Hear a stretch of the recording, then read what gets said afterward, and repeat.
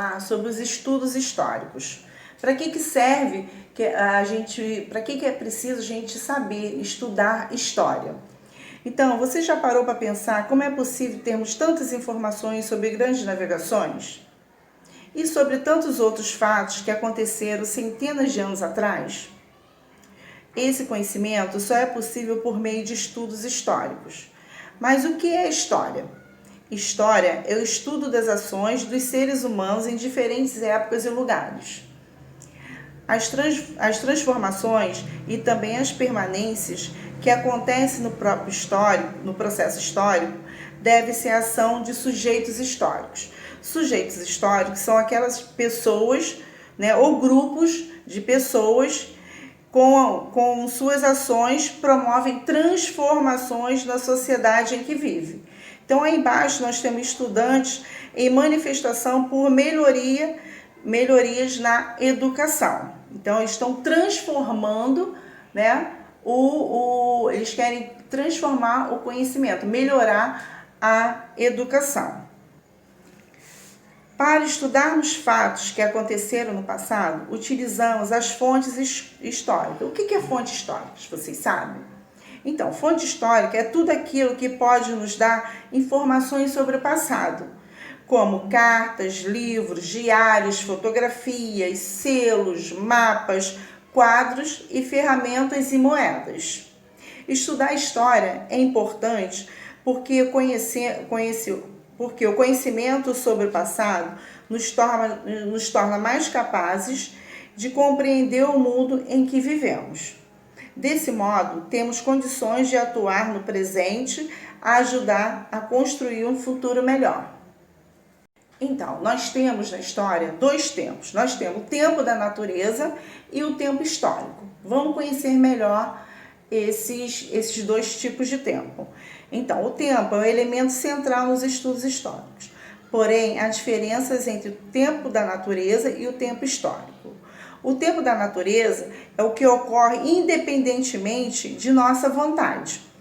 Ele pode ser percebido, por exemplo, pelo decorrer dos dias e pelo envelhecimento das pessoas. Isso aí é o tempo da natureza. Acontece sem a gente querer que aconteça. É naturalmente. O tempo histórico, então, por sua vez, é caracterizado pelas transformações e também pelas permanências que ocorrem nas sociedades. Ao estudar a história, você vai perceber que existem épocas em que muitas transformações ocorrem rapidamente e outras que as coisas se modificam lentamente. Então, aqui nós vamos ver duas transformações. Tem a Avenida Paulista, na cidade de São Paulo, em 1911. Então, em 100 anos, olha a mudança, olha o que aconteceu, quais foram as modificações que ocorreram na Avenida Paulista em 2010, depois de 100 anos depois. Olha como é que era em 1911, olha como é que ficou em 2010. Então, aconteceu, aí a avenida tem carros, vários tipos de transporte, tem praças, tem prédios e coisa que em 1911 não tinha, Tinha muito a natureza. E em 2010 mudou muito. Vou falar do encontro dos indígenas com os portugueses. Então, a expedição comandada por Pedro Álvares Cabral chegou ao litoral do território brasileiro no dia 22 de abril de 1500, que foi o dia do descobrimento do Brasil. Os portugueses, ao chegarem às terras, estabeleceram os primeiros contatos com os povos indígenas.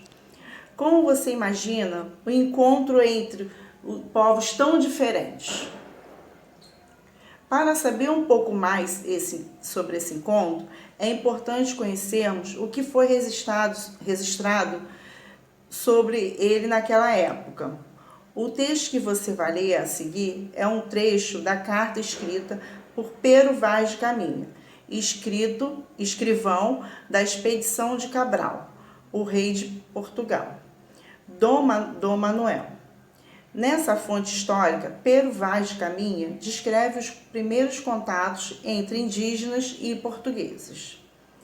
A pele deles é parda, meio avermelhada. Eles têm bons rostos e narizes, e são bem feitos. Andam nus, sem nada que cubra seus corpos, e não fazem o menor caso de cobrir ou mostrar suas vergonhas, e são tão inocentes nisso como ao mostrar o rosto.